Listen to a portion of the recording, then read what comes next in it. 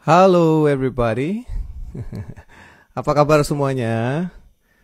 Eh, bisa dengar suara saya dengan baik?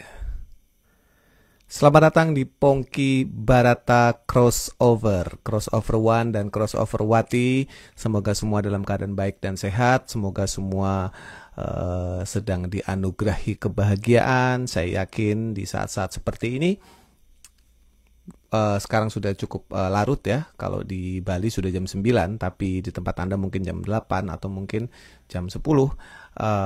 Waktunya untuk beristirahat. Dan saya sangat menghargai sekali Anda semua yang sekarang sedang standby menunggu Pongki Barata Crossover ini, di mana saya nanti akan bercakap-cakap menguak tabir-tabir kehidupan bersama seorang musisi muda, dan he is also a very successful businessman yang nanti akan kita terangkan seperti apa. Namanya adalah Doci Sadega, ya. Doci Sadega. Dia bernama Doci Sadega tapi itu bukan namanya. Nah, seperti apa pembahasannya? Nanti kita lihat. Doci ini adalah basis songwriter, mungkin juga produser dari grup band PW Gaskins, ya, sebuah grup band nggak tahu kita sebutnya punk atau emo atau apa. Anyway, kita akan lihat, kita akan undang dia. Apakah sudah ada di sini? Let's see. Oke. Semoga bisa ya, karena kadang-kadang ini masalah apa coba? Masalah update. Oke.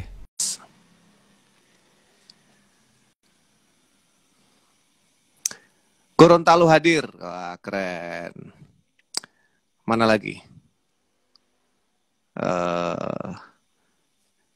Apakah suara saya bisa didengar dengan baik di sana? Bisa ya? Oke. Clear. Nah, Docinya mungkin lagi setup nih, nggak tahu lagi ngapain. We'll see. Dan Doci juga barusan merilis buku, ya. Ini bukunya, Kata Doci. Ini adalah yang menjadi trigger kenapa saya ingin menginterview Doci. Kita masih menunggu Doci. Hang on.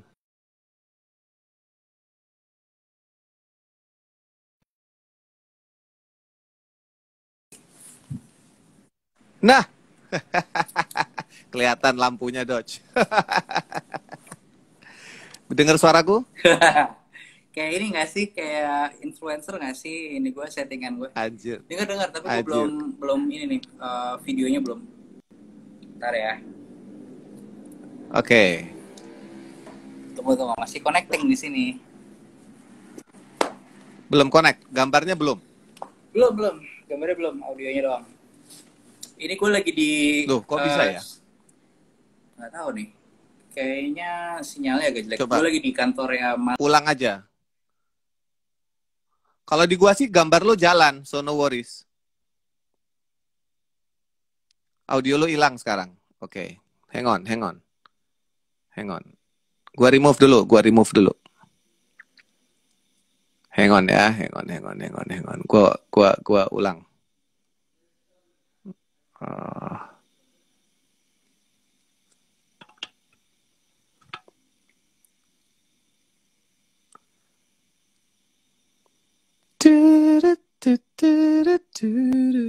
Nah, halo. Gambar lo, halo.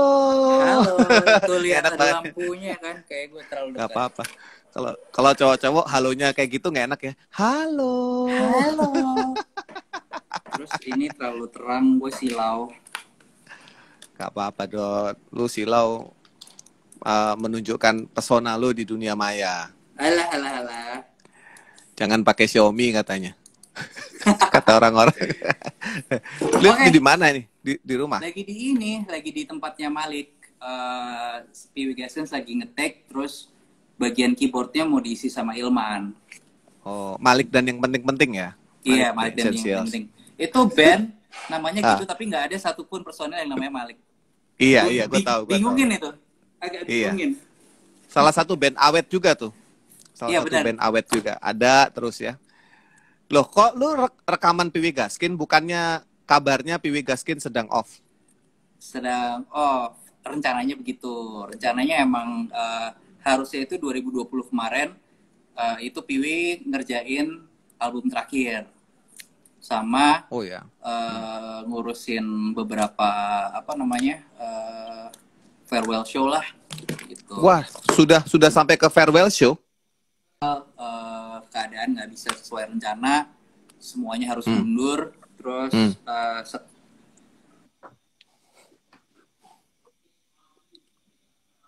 Tunggu, sinyalnya hilang sedikit. Oh. Lu hilang, Dodge. Satu dan lain hal tadi.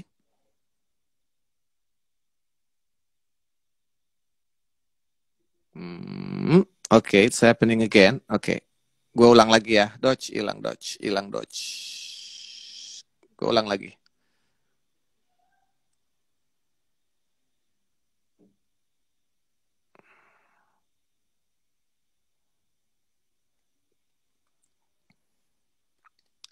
Yes, salah satu kendala streaming interview adalah seperti ini ya. Jadi mohon maklum. Tapi ini masih kita usahakan untuk tetap bisa connect dengan Doci. I don't know how.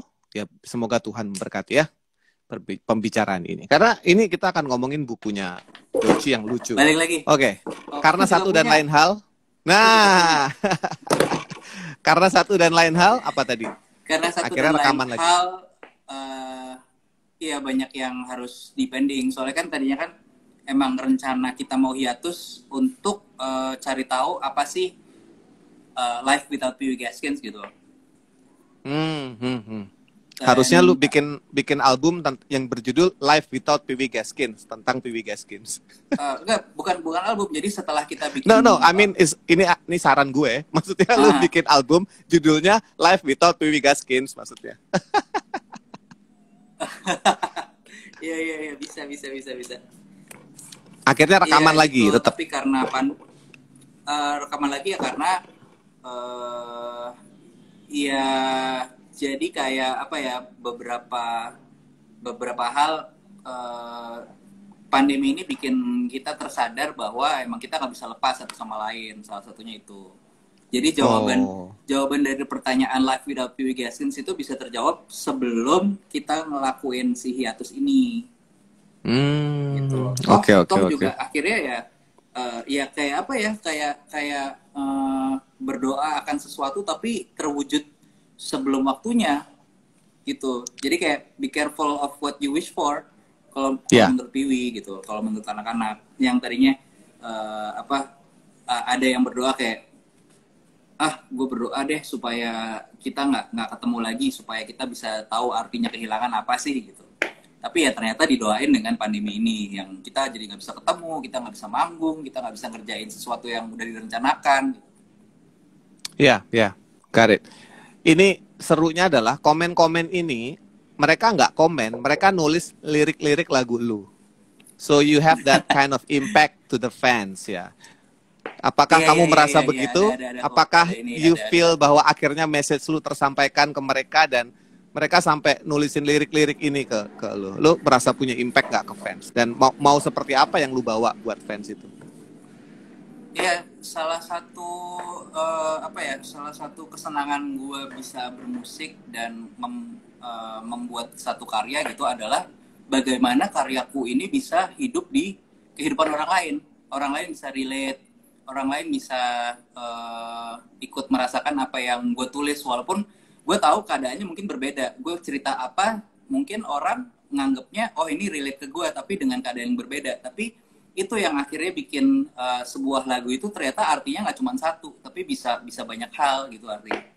Dan ini yang bikin bikin itu ya, lu pasti sependapat kan, lu bikin satu karya, maksudnya tuh lu bercerita tentang spesifik, misalnya gue ditinggalin sama orang ini, tapi orang mengartikannya bahwa justru bukan kehilangan, tapi malah keikhlasan, udah ditinggalin tapi masih bisa hidup dari situ gitu. Jadi ini yang akhirnya bisa bikin musik itu ya nggak bisa hilang dari diri gue gitu. Iya. Ternyata lu buat musik buat mengenang satu momen tertentu akhirnya lagu itu hidup di orang lain untuk momennya dia, then it comes back to you as an energy for you to create another song. Gila ya? Gila ya. This is why, makanya aku bisa jawab. This is why you miss the band, you miss the music, you miss the stage, you miss the recording. Ya, ya. Dan ini ya, akhirnya jadi dibukain gitu matanya bahwa ya emang ini yang ini loh yang kalau misalnya nggak ada ya kayak gini keadaannya, dan ternyata terjawab sebelum pertanyaan itu justru dilontarkan gitu. Ya. Itu seru sebenarnya. Ya, ngeband itu adalah sebuah kegiatan seru yang kita berdua anggap ini hobi, tapi ternyata orang lain ada appreciate, bahkan ada yang mau bayar. That's crazy.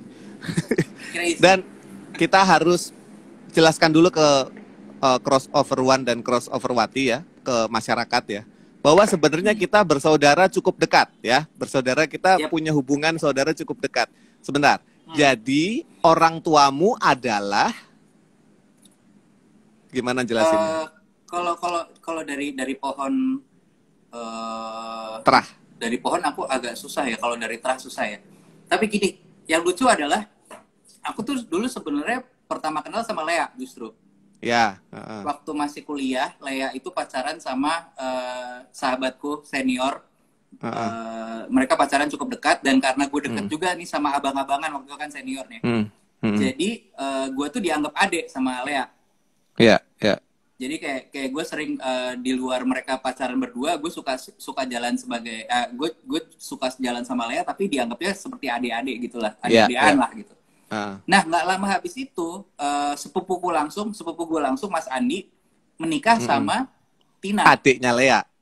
Iya, adiknya Lea. Oh no. Tunggu, koneksi. Masih? Ya. Koneksi. Halo. Ya. Bisa lihat.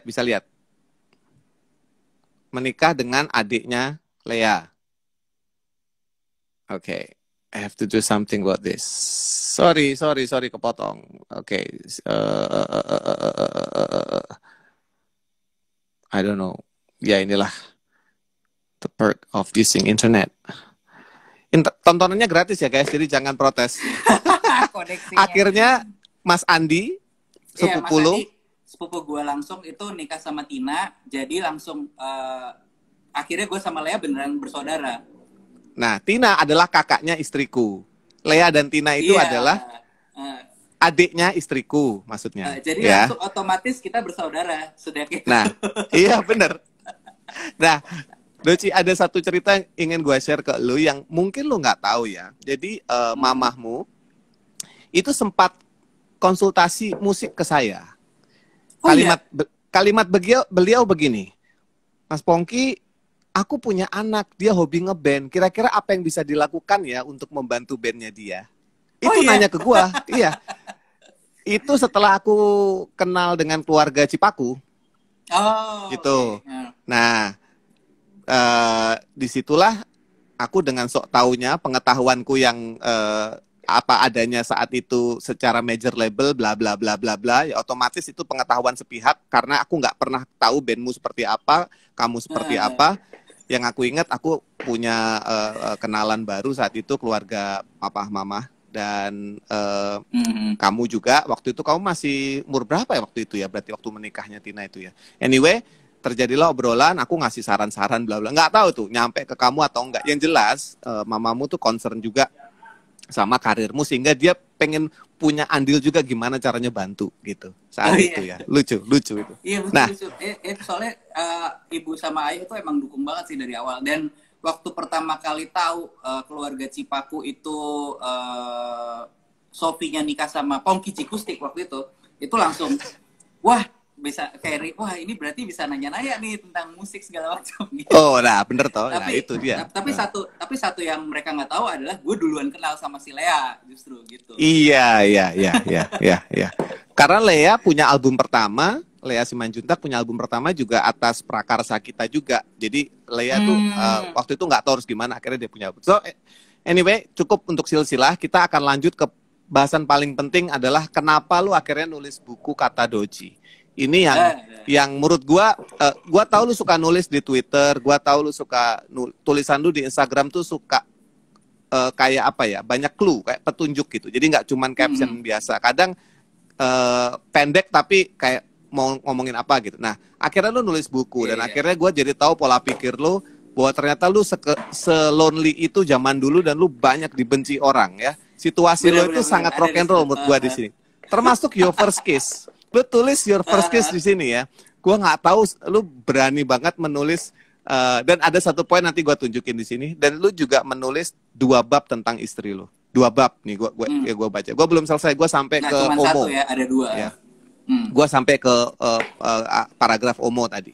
Cukup udah sampai belakang. Nah, tapi gue udah baca dan gue kaget ternyata lu cukup rock and roll untuk berani menulis ini. Gue bilang nih berani ya karena gue banyak.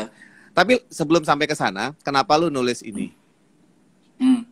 Karena sebenarnya seumur hidup gue tuh gue merasa kayak gue nggak dimengerti sama orang. Ya apa yang gue lakuin orang nggak ngerti. Kayak misalnya gue melakukan apa, orang akan menafsirkan gue sombong. Padahal di balik itu gue tuh punya penjelasan. Kenapa sih gue kayak gitu? Kenapa sih gue kalau misalnya diajak ngomong tuh nggak ngelihat ke mata atau segala macam. Dan ini tuh gue ini tuh kayak apa ya? Salah satu reach out gitu, kayak gue tuh memohon pertolongan bahwa please kalau mau ngerti ya ini gue tuh kayak gini gitu. Gue tuh sebenarnya selama hidup itu sebenarnya pengen banget dimengerti, intinya gitu doang sih. Dan kadang-kadang orang suka salah ngebaca sinyal gue, dan ya ini kayaknya usaha terakhir gue untuk jadi gini, gue sadar bahwa ada 2 tipe orang membuat karya. Satu orang yang membuat karya 4, satu orang yang membuat karya 2+2. Kalau misalnya orang yang tipe orang yang buat karya itu 4, itu satu paragraf itu udah ngejelasin gue tuh orangnya kayak gini. Misalnya contoh kalimatnya adalah gue punya kucingku nyolong ikanku. Nah itu udah jelas tuh. Kalau misalnya lu nulis itu, orang yang baca udah tahu pesannya. Ya ikannya ngambil kucing, ikannya diambil kucing gitu. Cuman orang yang ada orang yang nggak bisa mengungkapin itu secara langsung. Ada orang yang bilang aku punya kucing, aku punya ikan, tapi kok ikanku hilang ya. Nah itu tipe yang 2+2. Orang yang punya case ini adalah orang yang akhirnya di dalam karya tuh ninggalin jejak ada 2 dan 2, sehingga kalau misalnya dibaca orang akan menyimpulkan ini 4. Nah aku tuh pengen orang yang baca ini akhirnya tahu bahwa aku nih 4 itu gitu. Jadi aku cuma meninggalkan beberapa kayak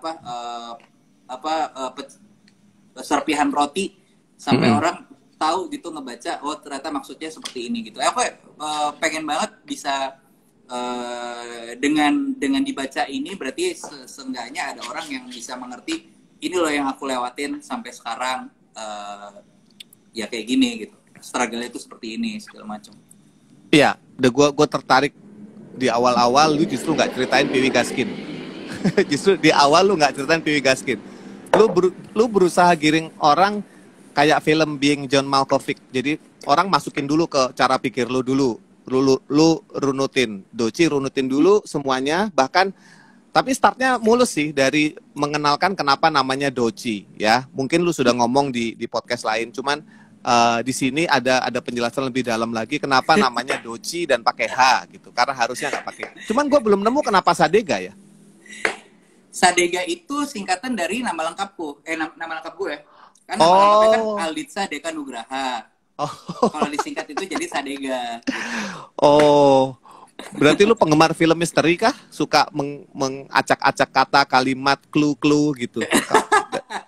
Lu penggemar film ya? Penggemar film ceritanya? Iya, penggemar film banget. Film apa yang jadi favorit untuk lu pilih gitu? Kalau lagi nggak tahu nonton apa misalkan. Genre apa? Tergantung suasana hati. Kalau misalnya lagi bosen, biasanya kalau lagi bosen ya kalau nggak nonton action ya film horor. Tapi kalau misalnya lagi merasa sedih, ngerasa left out, ngerasa kayak pasanganku jauh gitu, itu biasanya yang dicari ya film-film kayak kayak Eternal Sunshine from the Spotless Mind. Film-film yang temanya depresi lah gitu, untuk memvalidasi gitu. Berenang di Tokai. Iya. Transporting.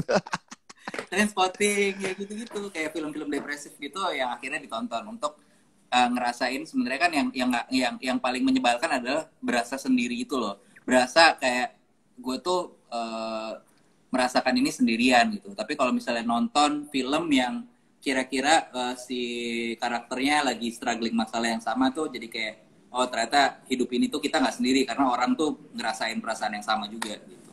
Ya, di buku ini lu menjelaskan lu hobi menulis jurnal, yang mana itu tidak dilakukan oleh anak-anak sekarang. Yang ada orang tuh hobi nulis caption.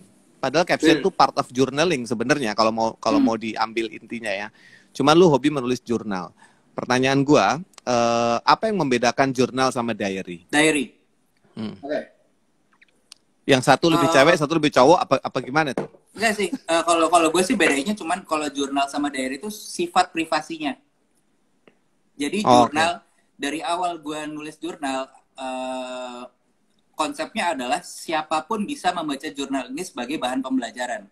Jadi nggak ada hal yang private di situ. Contoh pilot bikin jurnal, kapten kapal bikin jurnal iya, gitu misalkan. Itu kan untuk dipelajari sama pilot lain. I see, ya. Kalau diary? Kalau diary kan sifatnya personal, curhat, yang menumpahkan. Lo ngapain baca diary gue? Ini kan perasaan private gue gitu. Nah, kalau jurnal emang ditulis sebagai bahan pembelajaran orang lain. Jadi apapun yang gue pelajari saat yang gue nulis jurnal ini emang bebas, orang juga boleh baca gitu. Dan sebenarnya trikinya adalah dulu jurnal ini semacam apa ya? Semacam trik sih untuk deketin cewek kalau dulu ya, waktu zaman SMP SMA. Soalnya jurnal gue itu pindah dari sekolah ke sekolah. Kayak SMA 70 ke SMA 82. Terus kayak siapa sih ini Doci? Oh, Doci anak ini gitu. Terus habis itu dibaca dan akhirnya kenal sama gue tanpa ngobrol. Tanpa karena ketemu, dia baca tulisan gue gitu. Dan ini yang akhirnya bikin jadi dikenal sama orang karena tulisan gue. Dan ini membantu banget karena gue agak susah kalau dulu tuh kenalan sama orang terus ngobrol langsung tatap muka, ngobrol-ngobrol gitu. Tapi kalau misalnya gue nulis, orang itu bisa lebih ngebaca gitu. Iya. Gue kenal. Gue. Ya, terus. Nggak apa-apa, pamitan dulu. Udah. Gue kenal lo itu pertama kali ketemu Doci, teman-teman. Itu Doci pakai plester di hidungnya gini nih. So, was that a style atau tuh beneran lo nutupin jerawat atau kenapa itu? Dulu itu ceritanya Linkin Park lagi ke Indonesia tahun 2001 atau 2002 gue lupa. Apa 2000 gitu, gue lupa ya. Terus 2001. Itu pokoknya 2001 ya, 2001 mainnya di Ancol, tempatnya panas banget. Terus nggak lama sebelum itu emang hidung gue tuh ada luka, habis kepentok gitu terus ada luka, jadi gue pasang plester. Tapi karena datang ke konser Linkin Park yang itu di Ancol dan panas banget, begitu dicopot plesternya itu belang. Kayak sunburn ringan ya. Iya, sunburn parah justru waktu itu. Jadi dia belang sendiri kan konotasinya jelek ya, hidung belang ya, cowok hidung belang tuh konotasinya jelek banget. Jadi ya itu kalau lagi mau ketemu orang ya ditutupin belangnya dengan plester. Akhirnya plester itu jadi kebiasaan sampai belangnya hilang dengan sendirinya, baru plester dicopot. Nah tapi karena udah jadi udah plesternya itu ada terus di hidung, malah jadi kayak semacam trademark gitu. Sampai lu bikin karikaturnya juga ya itu? Iya, ada untuk Tasya. Nah iya, di ada gambarnya di sini soalnya ya. Ada ininya. So guys, gimana ngomongnya ya? Ini tuh kayak ada jurnalnya, ada sisi jurnalingnya, tapi banyak sisi private-nya sebenarnya. Yang saya shock adalah di babnya Tasya, ini ada foto dia melahirkan, tapi dari samping gitu, maksudnya tetap. Itu dari muka jeleknya dia. I know. Itu muka jeleknya dia. Artinya muka hidup dan mati, bukan jelek, sorry Tas. Muka hidup dan mati. Perempuan sedang bertaruh nyawa, lu masukin ke buku. Nah, jadi makanya ini gila. Menurut gue ini rock and roll.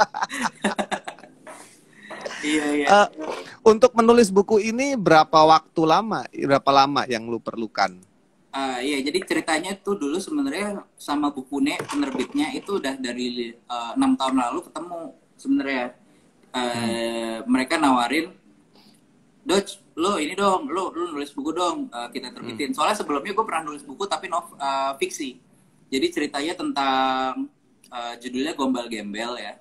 Itu cerita tentang dua sahabat yang deketin cewek tapi mengandalkan gombalan-gombalan yang dikumpulin dari internet. Ya. Nah, terus dari situ datanglah penerbit ini nawarin untuk bikin buku semacam apa ya, autobiografi atau memoir gitu. Terus habis itu oh ya udah deh gue coba, dan waktu itu gue mulai nulis tuh. Tapi kan aneh ya, kayak bikin memoir, bikin biografi, terus kita ngomongin diri kita sendiri. Iya sih. Iya kan? Iya. Jadi namanya juga iya, auto kan sendiri gitu autobiografi, kan. menceritakan diri sendiri tuh pas gue baca ulang tuh kayak nggak deh, kayaknya gue nggak bisa nih nulis kayak gini gitu. Jadi setelah gue hampir ngerjain ini selesai, gue hapus semua tuh naskahnya.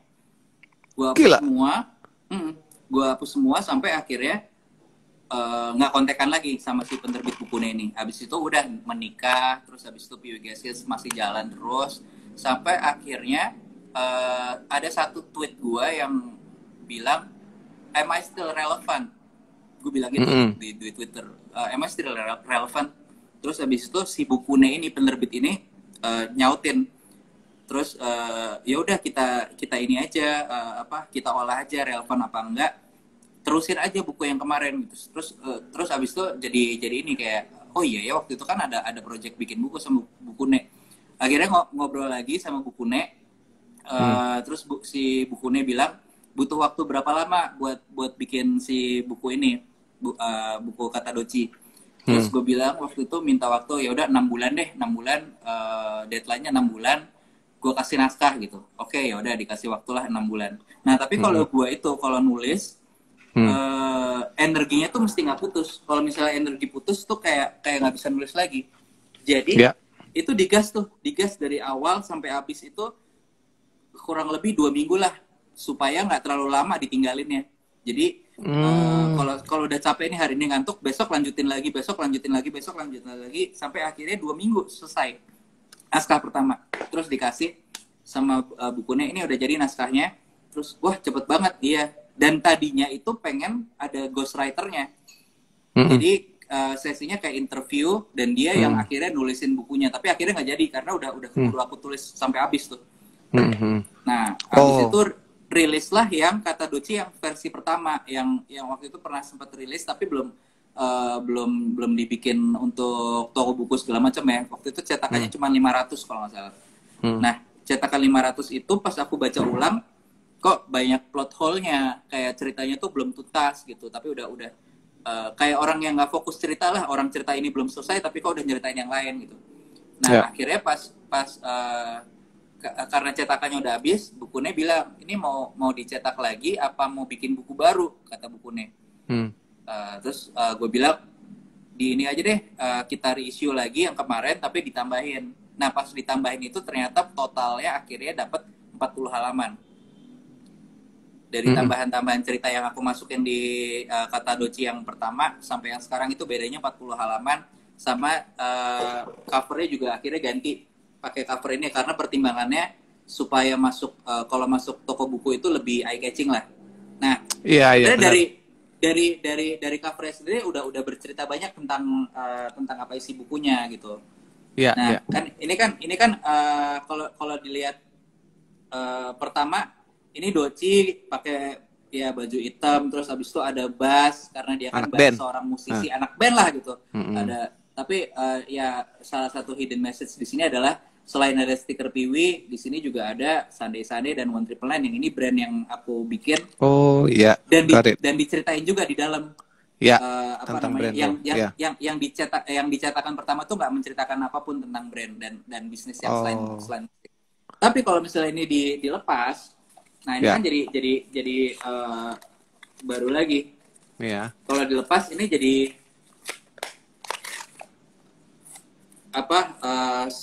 figur dengan baju yang lebih cerah, warnanya pink, terus bawa Lego. Jadi ini selain mengupas aku sebagai musisi, juga sebagai ayah yang kalau pulang ke rumah itu ngajak main anaknya. Dan inti dari buku ini adalah ini sebenarnya Depan di ya. opening pertama Iya, untuk ini buku nggak ada Anila. daftar isi ya, nggak ada daftar Nggak ada isi, daftar langsung isi ke untuk Anila supaya untuk kamu lebih Anila. kenal ayah. Nah, Oh, touchy. satu hal yang paling gue takut adalah gue nggak punya cukup waktu untuk berkenalan sama anak. Just in Untuk case maksudnya. just in case ya, kayak dulu tuh ayah tuh sukanya apa sih yang membuat ayah itu jadi seperti ayah sekarang, Ya. gimana ayah dulu ketemu sama ibu kamu, gimana kamu Mm-mm. dilahirkan, Mm-mm. gimana kesukaan ayah yang mungkin orang nggak pernah aware, tapi itu yang paling membuat ayah bahagia. Nah, itu semua ada di buku ini. Oh, makanya kamu bikin list of things di sini. Amazing, Iya, awesome things, awesome awesome things things itu ya. kayak hal-hal simple yang membuat gue bahagia, dan itu sebenarnya itu hal-hal yang pengen gue share ke anak gue sih. Tapi kan kalau sekarang kan ya mungkin belum ngerti kali kalau ngomongin ini gitu. Ya, tapi bentuk fisik seperti ini apa ya? Punya nilai sentimental tinggi daripada bentuk tulisan internet kalau menurut gua sih. Anyone can be a blogger atau vlogger gitu. Yang mana zaman sekarang memang require-nya itu. Tapi ketika menulis buku itu perlu, nggak tahu ya, kayak jadi langsung lu harus keluarin segala daya upaya, roh, jiwa, dan rasa gitu kalau lu harus bikin buku. Karena Bener. gue udah ditantang bikin ini sama Sofi udah ada kali 4 tahun. Gue nggak pernah selesaiin. Nggak pernah selesaiin. Tapi Sofi udah 2 buku gitu. Dan gue happy gitu ngelihat istri gue nulis buku. Dan gue tahu prosesnya seperti apa ketika seseorang menulis buku. Dan I didn't like her at that time ketika dia nulis buku. Karena dia jadi persona yang shut down everything gitu. Lu juga gitu. Menutup semua hanya untuk menulis paragraf demi paragraf, shut down gitu. Bahkan dia nggak mau ngurusin apapun selama beberapa minggu itu. Me time-nya jadi Ekstra. jadi Ekstra. Gitu. Lu juga seperti itu? Iya, makanya gue menulis ini itu gue nulis begitu Anila lagi tidur. Nunggu dia tidur dulu? Nunggu dia tidur. Oke. Kayak abis itu gue harus ngeluangin waktu, lagi ngantuk-ngantuknya nulis, tapi sepengingat. Makanya di sini kan ditulisnya sebuah memori, karena emang sepengingatan. Apa yang gue tulis di sini adalah seperingatan gue aja gitu. Oh, oke. Lu cross check nggak? Cross check atau lu search misalkan nama dosennya nyokap gitu. Ada nama yang lu sebut sini, nama-nama profesor siapa? Lu research atau lu ingat itu? Enggak, akhirnya gue ngobrol. Jadi di buku yang pertama gue nggak terlalu detail ngomongin nyokap sama bokap. Tapi akhirnya di buku kedua gue ngobrol sama bokap. Lebih ceritain dulu tuh gimana sih ayah tuh, gimana sebelum ketemu ibu, gimana sebelum pas lagi zaman kuliah gimana. Karena apa yang ngebentuk gue adalah apa yang masa lalu orang tua gue juga, perjalanan mereka gitu. Iya. Benar-benar. Di buku ini ada ide bagus yang gue akan tiru kalau someday gue bikin buku, adalah QR code. This is a very brilliant idea. Ketika lu menjelaskan lagu misalkan, Here Up on the Attic ya, lagu yang Dorks sudah tahu lah pasti. Tapi kan orang kayak gue kan mungkin nggak ngerti semua lagunya Piwi. Dan ketika lu tunjukin QR code gini, gue bisa langsung ngecek lagunya seperti apa. Dimudahkan. Karena lu nggak bisa taruh link kan? Lu nggak bisa taruh link. Nah, ini ide yang brilian. Jadi untuk orang lebih mengenal Doci dalam hal yang dia bicarakan, itu langsung dikasih linknya ini. Ini ide brilian. Ini ide siapa ini? Gue sendiri sih. Ya waktu itu gimana caranya supaya orang tuh nyarinya gampang, karena kan itu benar tadi nggak bisa naruh link. Jadi langsung search di googling, langsung googling free QR code. Nah, habis itu pelajaran tuh cara-caranya gimana, cara ngerubah suatu link jadi QR. Nah itu itu gratis kok, kayak gitu. Tinggal di save aja ini. Iya. Karena gue melakukan itu di coffee shop gue nggak bikin menu, gue bikin QR code aja, jadi orang yang datang scan gitu. Link, kan? Nyambungnya ke link ya. Tapi gue akan tiru itu someday ketika gue nanti bikin buku, nanti gue akan bilang gue dapet idenya dari Doci. Terus Doci di sini gue ngelihat masa kecil lo, remaja lo lah, gue nggak bilang masa kecil lah, masa remaja lo itu cukup berat karena lu selalu dalam situasi di mana, ini kata bukunya ya, selalu dalam situasi di mana lu dibenci sama certain group atau bahkan orang terdekat lu, bahkan sahabat lu sendiri, sehingga lu harus jadi kecoa, cari jalan keluar terus. Ya, aku nggak bilang lu seperti kecoa yang dalam arti negatif, enggak, sifat bertahan hidupnya itu loh. Bertahan, Survivalnya, instingnya itu seperti kecoa. Karena kecoa itu kalau ada bom nuklir meledak, dia tetap hidup. Masih bisa hidup. Masih bisa hidup. Itu teorinya begitu ya. Kita nggak tahu. Tapi intinya lu punya itu.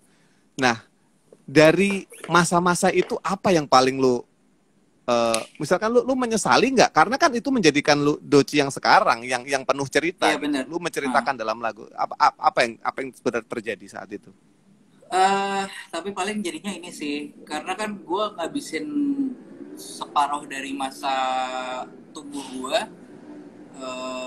dengan kebencian sebenarnya kan. Sebenarnya energi kebencian ini yang membuat gue semangat untuk membuktikan bahwa diri gue lebih baik daripada orang yang bukan lebih baik, maksudnya gue lebih baik daripada pikiran orang. Misalnya orang mikir Doci itu seperti ini gitu.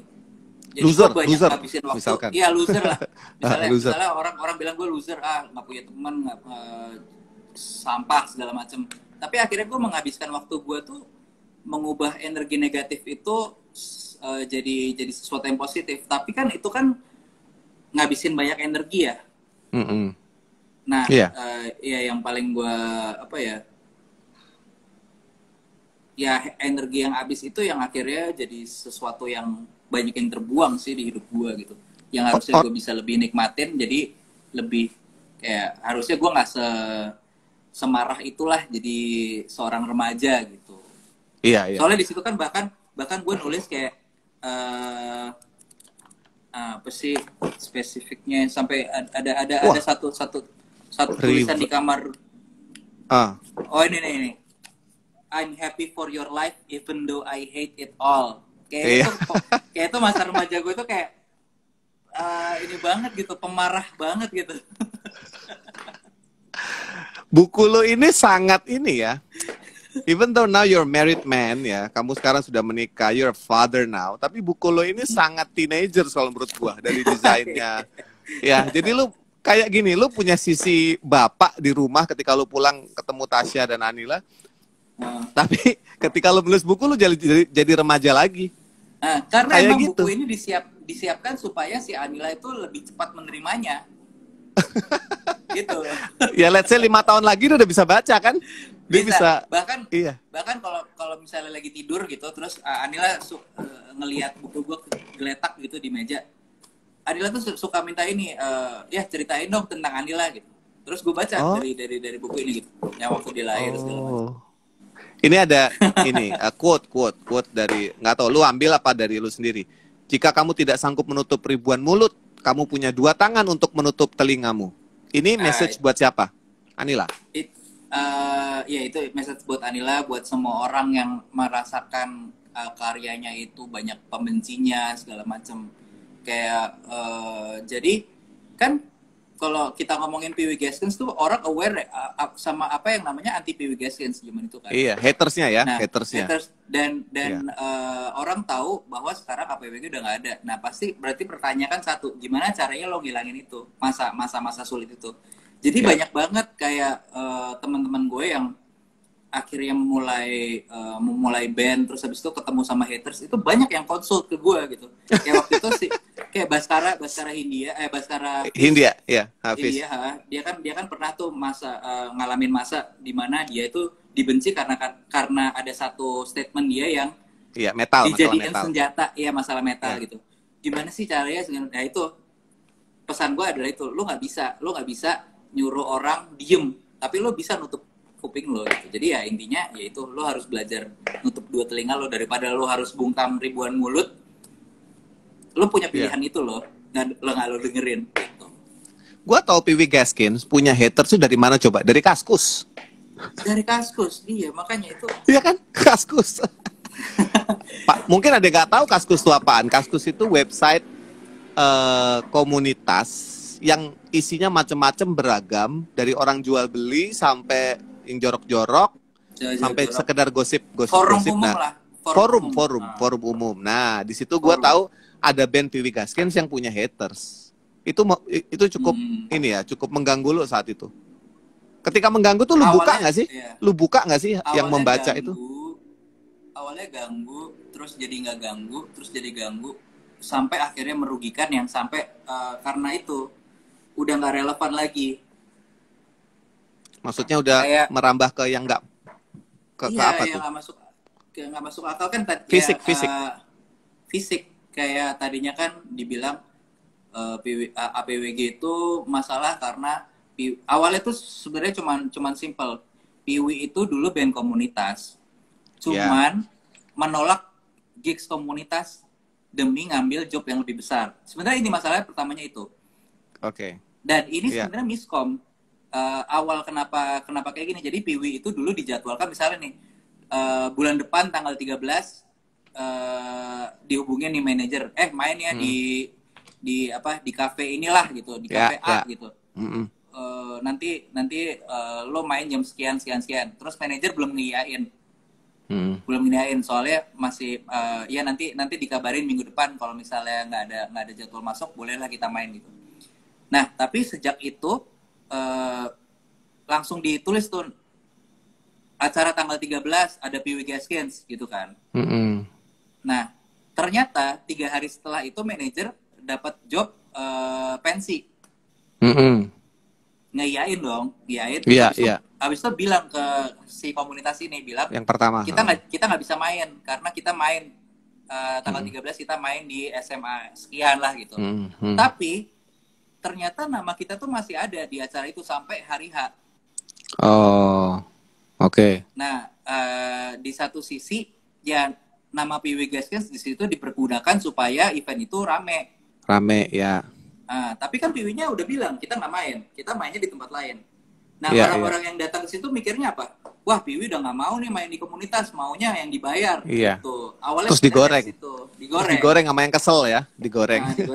Nah, tapi gitu, setelah kita udah punya jawabannya, isu-isunya makin kreatif. Ada yang bilang Piwi Gaskins itu homo lah, Piwi Gaskins itu inilah, Piwi Gaskins itulah, sampai akhirnya kita disinggungin sama fans bola.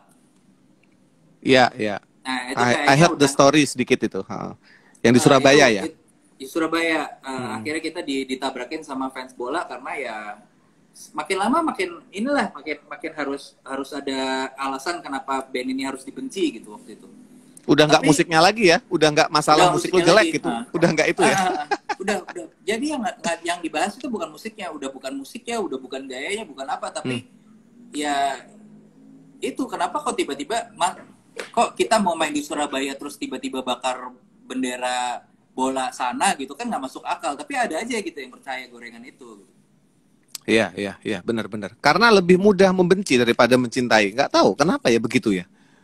Karena kalau menurut gue mungkin karena kita punya anger within ourselves yang kita nggak bisa keluarin. Terus ketika ada objeknya kita bisa mengeluarkan itu ke objek itu gitu. Misalkan gue lagi kesel sama kerjaan gitu ya, dan misalkan nih jangan sampai ini terjadi ya, anak gue nanya sesuatu yang gue nggak suka, bisa jadi gue marahnya ke dia loh, tanpa sengaja nih gitu kan. Ya nggak tahu terjadi nggak lo kalau udah jadi bapak-bapak atau anyway di buku ini lo menjelaskan betapa kisah cinta lo sama Tasya itu menurut gue menarik di sini ya. Kalian bisa baca sendiri, nggak usah diceritain di sini. Tapi menarik, dan lu menceritakannya dari sisi ego. Ego lu telen, lu bungkus koran, lu buang jendela. Itu rockstar, man. Itu rockstar. Tapi ya ini sarannya ya untuk semua yang akan menikah ya. Lu harus mempersiapkan segala sesuatu untuk segala situasi ya. Setuju nggak lu? Jadi lu nggak bisa berpikir konsep yang ideal. Lu harus punya trik A, trik B, trik C, dan trik D.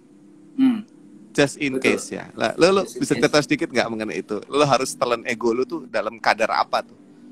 Bahkan ya pertama kali gue share ke Tasya waktu itu, gue kayaknya aku mau lanjutin lagi nih buku kata Doci. Kemarin penerbit minta aku nulis lagi gitu. Satu kalimat respon dia adalah, lo gak akan nulis mantan kan? Gitu.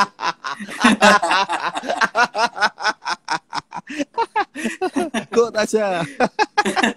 Ya udah, itu yang akhirnya nggak ada nama mantan satupun di di buku. Ada yang Mungkin awal-awal doang, first kiss doang itu. awal-awal Uh, itu juga nggak ada nama ya, Mak. Bukan bukan apa ya? nggak Yang nggak esensial terlalu ya. berkesan lah, yang nggak Ya, esensial gitu. Itu juga esensinya izin di dulu. first kiss itunya, di first kiss itunya ya, bukan. Ya, Gue ya. izin ya Itu nulis ini ya gitu. Jadi atas oh, lu izin izin ibu juga Kapolda. nulis itu. Izin loh. Kan dia tahu Iya sih. naskahnya.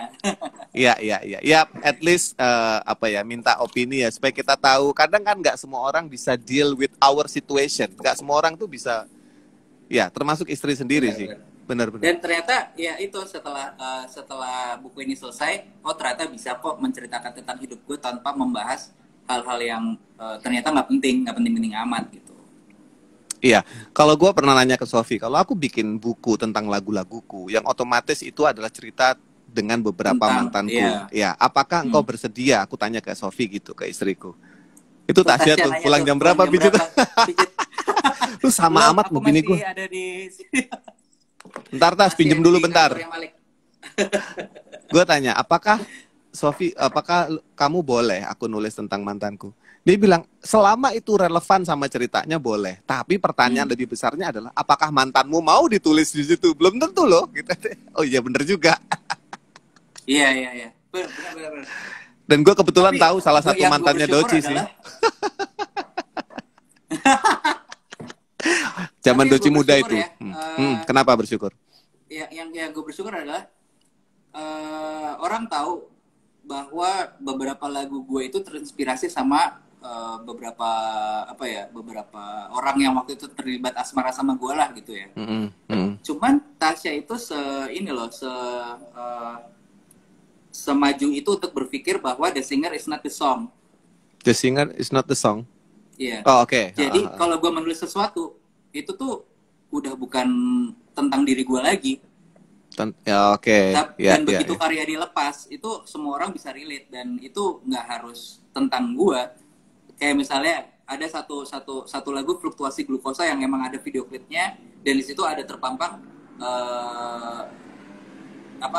muka mantan gue lah di situ. Terus habis itu ada komen orang, emang istri lu nggak marah ya sama hal yang ini? Itu kan itu udah terjadi di masa lalu. Dan dia tahu kalau lagu itu dinyanyikan sekarang itu udah nggak relate ke satu orang itu. Jadi semua lagu yang gue tulis itu ketika didengerin di masa yang berbeda bisa mengacu ke orang yang berbeda juga gitu. Iya. Dan lagi pula memang tugas tanda kutip ya, tugasnya seniman atau artis dalam konteks seniman untuk merekam suatu momen, suatu permasalahan dalam bentuk karya yang ketika gue mensupport statementnya Doci tadi, ketika itu nanti bertumbuh sampai berapa tahun ke depan, itu impact-nya tidak akan sama lagi kenangannya mungkin efeknya tidak sama ketika lu menyanyikan lagu itu ketika bikin pertama kali karena sudah jadi milik umum. Kan? Sudah jadi milik umum. Kecuali lagu itu nggak pernah lu rilis, lu simpan-simpan sendiri untuk diinget-inget sendiri. Nah itu gila kalau gitu. Tapi ketika lagu itu sudah dirilis ya sudah jadi milik publik. Terserah orang gitu ya.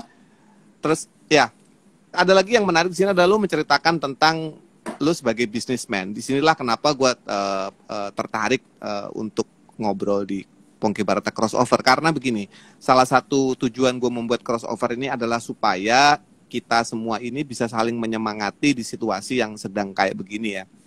Gue jadi punya acara begini juga bukan karena gue pengen amat jadi penyiar, enggak juga. Cuman gue kayaknya harus kasih sumbangsih apa gitu ke teman-teman. Dan gue melihat yang gue ajak biasanya mereka yang punya idea how to gitu loh untuk menyikapi suatu permasalahan. Oke, this is the problem solvingnya seperti ini. Nah, di masa pandemi sekarang kayaknya kreativitas tuh nomor 1 deh. Kita harus tunduk dengan kondisi, tapi kreativitas kita kan tetap liar gitu. Nah, lu terus bikin buku, lu bikin kalau brand udah lama ya. Cuman gue mau bertanya di brand lu Sandeko ya namanya ya. Itu apakah bertahan di kondisi pandemi ini atau pembeli lu juga kabur karena nggak punya duit atau gimana? Pasti sih kalau dihitung jualannya sama tahun lalu atau 2 tahun yang lalu menurun lah. Gitu. Banget. Tapi bisa sampai 60% sih. Wah ya, lumayan ya bro. Ya, tapi 60% itu juga ya akhirnya jadi berapapun yang bisa gue terima di situ ya bisa menghidupi gue karena apa ya? Karena makanya memicu diri gue sendiri untuk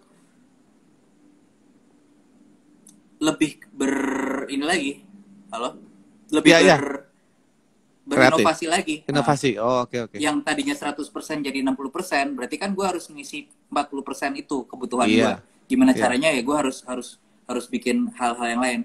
Karena pada akhirnya musik itu bukan cuman satu entitas, manggung atau off air atau ya itulah gitu. Tapi wajahnya tuh banyak, ekosistemnya banyak gitu dan yang kita harus adapt itu terus. Gimana sih caranya bisa terus bertahan di era kayak gini gitu. Kayak banyak banget kayak teman-teman gue yang tadinya punya posisi di perusahaan akhirnya kena PHK ya akhirnya malah jualan jamu, jualan ya segala macam kebutuhan pokok lah. Karena itu emang kita harus adaptasi gitu. Iya, yang sedih adalah kalau musisi kan, kita dalam konteks musisi terpaksa menjual alatnya untuk membayar cicilan bulanannya dia, dan ketika nanti ada job lagi dia bingung mau main pakai alat apa. Itu kan terjadi di kita ya, terjadi banyak banget. Ya terjadi. Nah kalau di bisnis itu sendiri ketika itu turun, gimana kondisi pegawai masih atau lu gimana sistem ngejalanin? Pegawai masih. Karena gue sendiri gue ada di satu posisi bahwa kehilangan pekerjaan itu sucks banget ya ternyata. Kayak gue yang tadinya gue bisa dapat sekian tapi sekarang jadi nggak bisa dapat lagi karena jalan ini tertutup gitu dan gue nggak pengen ini berimbas ke karyawan gue gitu. Jadi ya satu hal yang gue usahakan adalah gimana caranya supaya company tetap running tapi jadinya punya pundi-pundi lain yang tadinya bayar karyawan itu 100% dari penghasilan brandnya, cuma sekarang harus ada side job lagi gitu untuk bisa ini. Tapi karena itu tadi karena dari awal semangatnya adalah untuk adaptasi, untuk gimana caranya menghadapi si pandemi ini, malah kenyataannya yang harusnya gue jual alat musik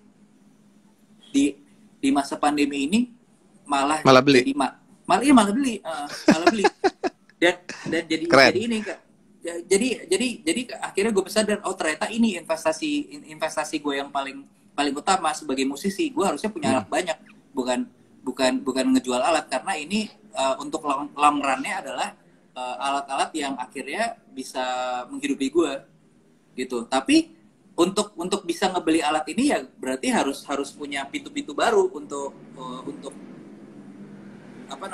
untuk bisa mewujudkan itu gitu. Iya. Kalau di bisnismu sendiri itu apa konkretnya yang lo lakukan supaya dia tetap bertahan dengan pendapatan yang menurun itu? Udah pasti berarti ada sale. Ada beberapa. Kalau sale kan berarti kan untungnya dua ya. Di guanya bisa ngabisin stok. Di sisi customer jadi yang akhirnya tadinya kemahalan atau dapat value lebih. Iya, dapat value lebih gitu. Jadi itu dan kita menempatkan sale ini sebagai bentuk apresiasi. Lo appreciate gue juga appreciate lo karena untuk pertimbangan diskon pun itu tadinya jarang, tapi karena ini emang keadaannya lagi seperti ini ya udah di diskon. Ya mengingat dua hal itu supaya customer-nya senang juga dan guanya juga bisa hidup. Dan dengan mereka membeli berarti company gue tetap bisa berjalan gitu. I see. Ya. Ya gue juga harus banyak belajar karena nggak tahu ya. Gue tertarik sama suatu prinsip begini. Lu harus bersyukur kalau lu punya hobi dan hobi lu menghasilkan kayak kita di musik. Tapi kalau sampai lu nggak punya hobi, ya lu dagang aja. Yang didagangin itu bisa macam-macam gitu loh. Prinsip bisnis biasa berjualan ya, prinsip bisnis biasa berjualan. Nah, somehow lu ngejalanin dua-duanya justru. Lu dagang karena itu kebutuhan. Iya, Mas. Karena gini, kalau kita lihat PW Gaskins musiknya kayak gini gitu, musik popang yang nggak semua orang bisa terima. tapi kok bisa bertahan sampai 14 tahun ya. Nah, itu kan berarti emang misinya dari awal sebenarnya bukan kita nggak mau dapat apa ya, nggak mau dapat duit dari sini. Sebenarnya itu kuncinya adalah kita nggak pengen jadiin band ini sebagai sumber penghasilan, tapi band ini membuka jalan untuk jualan. Ya misalnya akhirnya gue bikin Sunday atau si Ai bikin Dirty Harry atau si Sansan bikin toko kuliner, ya itu semua agar bisa menghidupi hobinya. Hobinya adalah PW Guessens ini. Jadi itu saling melengkapi. Kalau enggak pasti PW Guessens sudah jauh banget musiknya daripada dari pertama kali kita dibikin sampai sekarang. Kita akhirnya adaptasi. Wah, kayaknya market lebih suka yang kayak gini deh, yang lebih joget-joget atau yang lebih kayak gini, lebih pop segala macam, dan akhirnya si PW Guessens-nya sendiri adaptasi sama market gitu. Tapi agar supaya si PW ini tetap bisa bertahan 14 tahun, kita harus punya bensin yang bikin mobilnya tetap jalan gitu. Nah, makanya emang kita diharuskan jadi yaitu gimana caranya dua-duanya itu bisa nah, jadi ini suatu keharusan. Kalau misalnya gue disuruh berhenti jualan nggak bisa, nanti PW-nya nggak bisa jalan juga gitu. Iya. Semua berdagang di PW? Semua berdagang dengan wajah yang berbeda. Kayak misalnya gue kan udah tahu ya rumusan bikin produk, terus gimana cara masarnya. Sansan nggak bisa pakai rumus itu karena dia nggak terlalu bisa jualan. Tapi dia suka banget sama makan. Dia suka banget meracik sesuatu dan akhirnya dimakan sama orang. Makanya dia lebih sukses ke kuliner daripada bikin brand. Dia bisnis kuliner ya, jalan ya? Dia bisnis kuliner. Nah, terus ya yang lain juga sesuai bidang masing-masing, dan kita semua saling mendukung juga gitu. Ya. Ngerti gua maksudnya. Jadi jangan melihat musik secara sempit bahwa lu jual lagu selesai. Itu maksudnya ya. Betul. Kalau gua boleh nyimpulin ya. Tapi itu adalah satu entitas, suatu komunitas besar di mana terlibat di dalamnya fashion, bisa kuliner juga. Asal brand secara musiknya terjaga. Gitu. Dan ini akhirnya ini jadi industri yang lebih luas lagi, satu ekosistem. Gue nggak bisa jualan sandi-sandi kalau bandnya mati. Iya. Bisa menariknya gitu, kan? Ya? Apa menarik ya? Gimana caranya gue mengiklankan brand yang gue bikin kalau misalnya kendaraannya juga lu nggak perform gitu. Iya. Perform. Jadi ini satu hal yang saling berkesinambungan Dan ini juga yang akhirnya jadi ayahnya Tasya, bokapnya Tasya, mertua gue itu termasuk orang tua yang konservatif banget. Oh iya. Apalagi dan untungnya gue dapat satu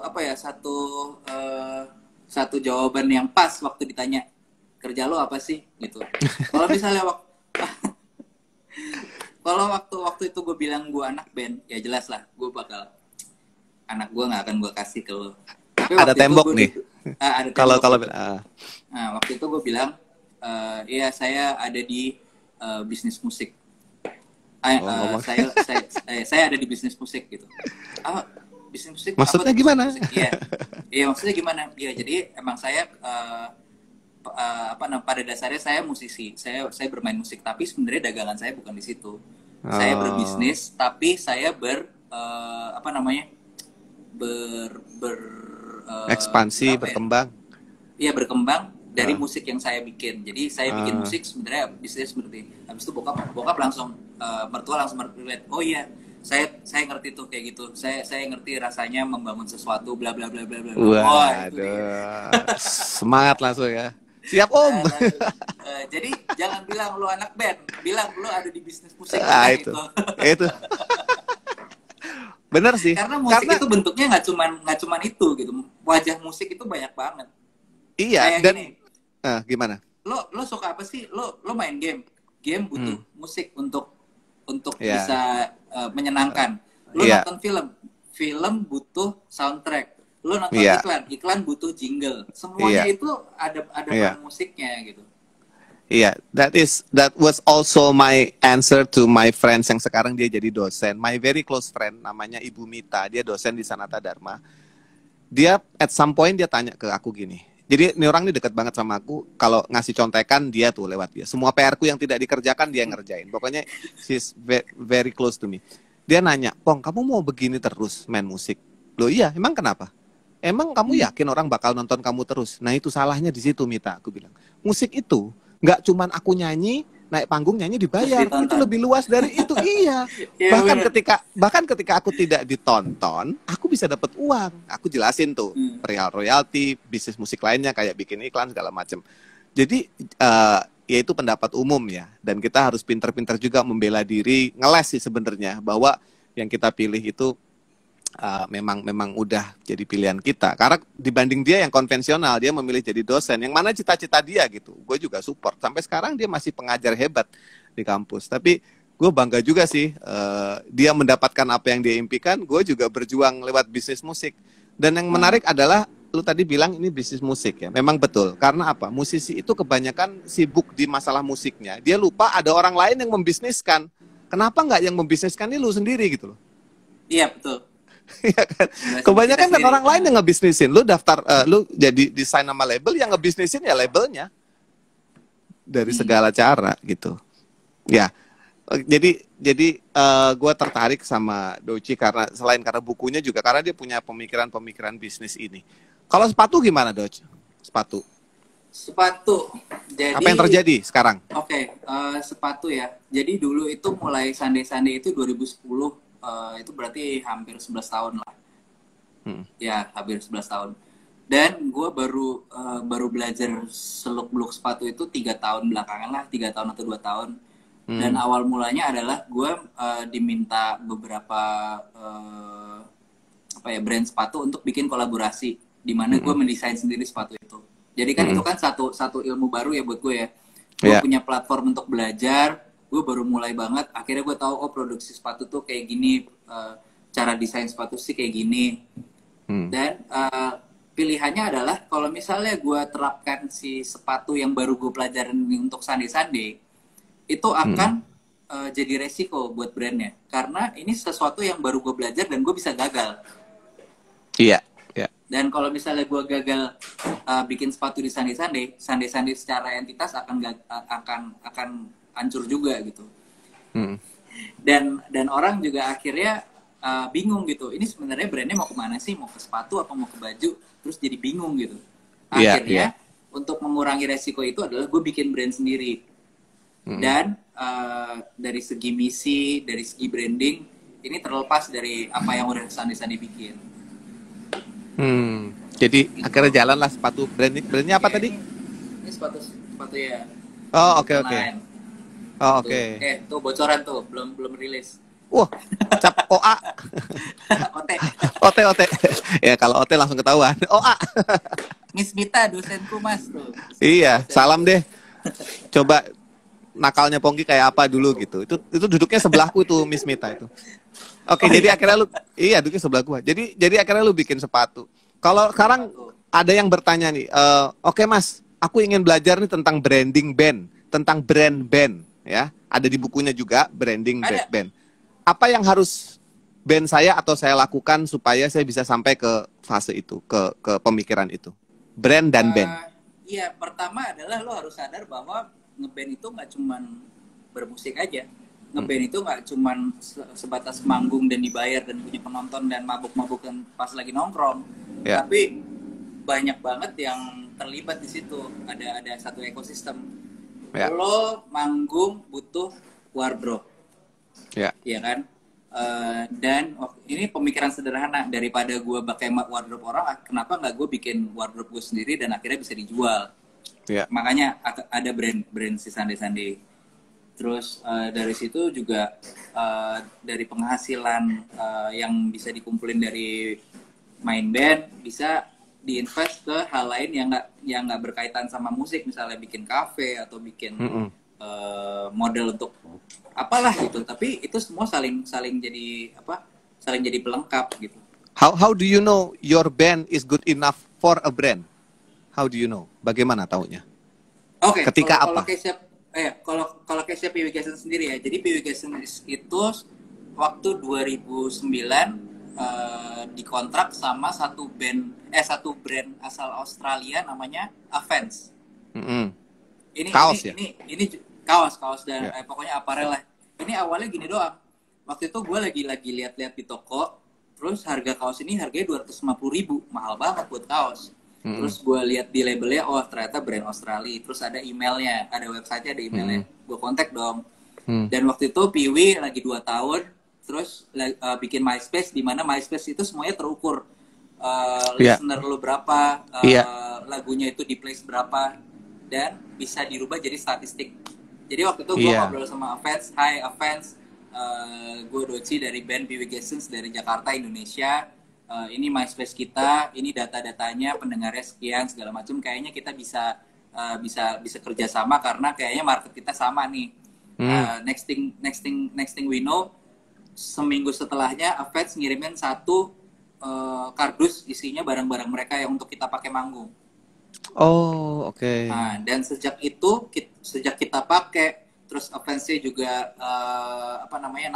naikin Piwi Essence di websitenya. Terus saling bersinergi segala macam. Terus habis itu Avets bilang, terima kasih ya Piwi Essence, karena kita kerjasama akhirnya penjualan di Indonesia naik 400%. Nah, keren. Dari data itu akhirnya bikin kita aware, daripada kita bikin kayak orang lain nih, kenapa nggak kita ini sendiri nih, soalnya ternyata apa yang kita pakai orang juga pengen pakai gitu. Berarti ada fase dicoba ngetes dulu ya, tapi menganalisa data sendiri ya, kita harus pandai menganalisa apa yang kita punya. Berarti sekarang itu ya. Sekarang tuh semuanya bisa terhitung. Iya. Dan ini kan ini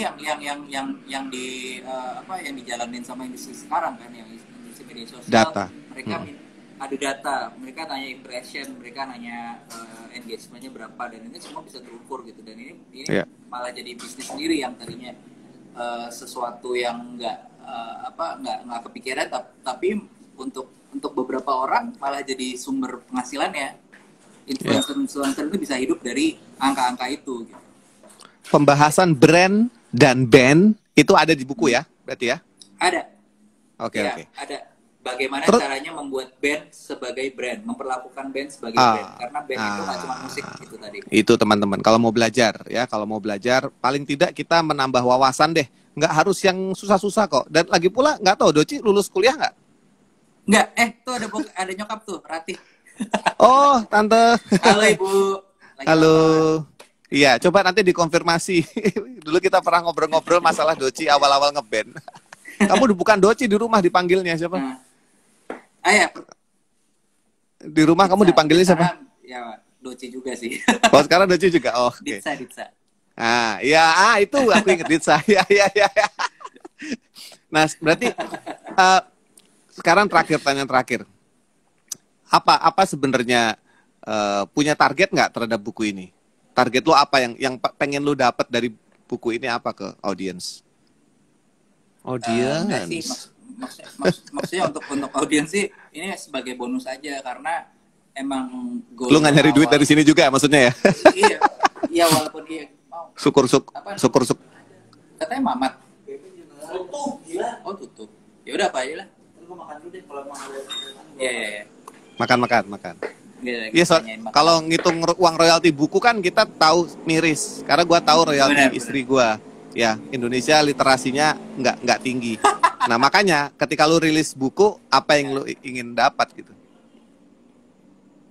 Karena itu tadi goalnya adalah pembaca buku ini anak gua. Iya. Goalnya itu gitu. Personal goal ya berarti. Personal goalnya adalah nanti suatu saat anak gue bisa baca buku gue dan bisa lebih kenal gue tanpa ini kan kayak gue meninggalkan jejak lah buat dia untuk membacanya di kemudian hari gitu.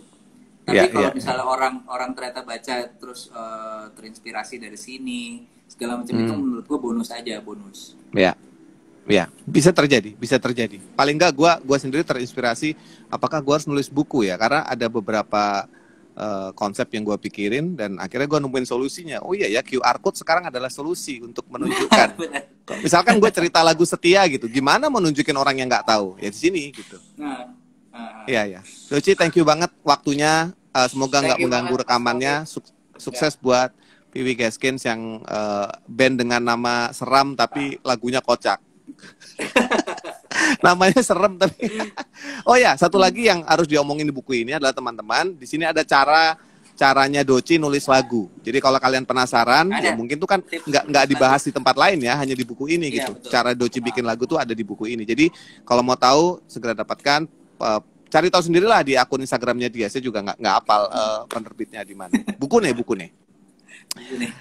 Ya, thank you Doce waktunya. Aku sangat apresiasi. Mas. Semoga ini bermanfaat. Ya. Sip. Salam Sampai buat ketemu lagi di keluarga. Bali ya. Ya, sampai ketemu lagi. Soon ya. Segera dong. Soon. Salam buat Segera. Tasya. Abis ini pulang dia pijet ya. Ya, pijat. Bye Doci. Aku Bye. offin ya. Thank you. Sip. Thank you banget. Teman-teman, ya luar biasa. Doci Sadega, seorang bisnismen muda yang berangkat dari dunia musik yang mungkin banyak memberi inspirasi buat Anda semua. Ya, didapetin aja bukunya. Saya nggak di-endorse, saya memang ingin menunjukkan inspirasi dalam bentuk real ya. Jadi nggak cuma ngomong tapi dalam bentuk buku. Oke, terima kasih. Nanti bisa ditonton di IGTV atau kalian kalau mau bisa tonton di YouTube saya di Pongki Barata Songs, di Pongki Barata Songs. Nanti ada di situ. Kalau YouTube besok ya, kalau IGTV mungkin sekarang. Oke, sampai ketemu lagi di Pongki Barata Crossover minggu depan. Minggu depan tamunya juga keren ya, punya banyak inspirasi, inspiring story yang bisa menginspirasi kita semua. Sampai ketemu.